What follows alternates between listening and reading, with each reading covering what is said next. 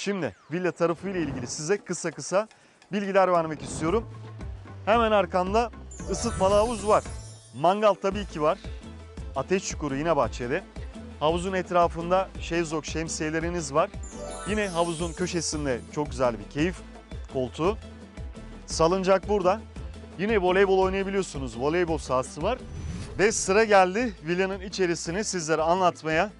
Yine bahçeyi de şöyle gündüz gözüyle anlatmak istiyorum. Isıtmalı havuzunuz burada, şezlonglarınız burada. Keyif köşeniz, ateş çukuru. Yine bakın bu alanda bahçenin bu tarafında voleybolda oynayabilirsiniz. Ve bu devasa villanın içerisine beraber bakalım.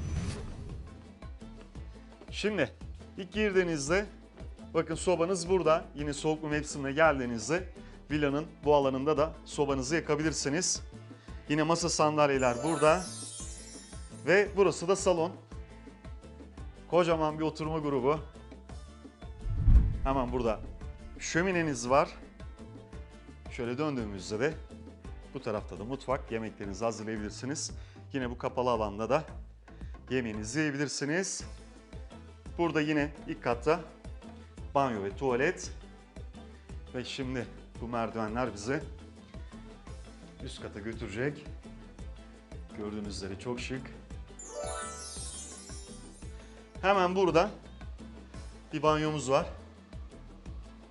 Burada da 3 kişilik bir oda.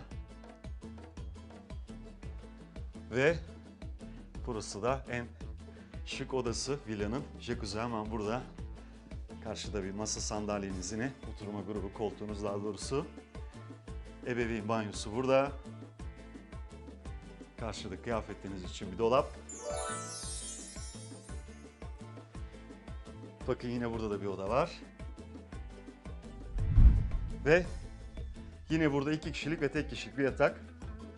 Şöyle farklı açıdan da göstermek istiyorum size.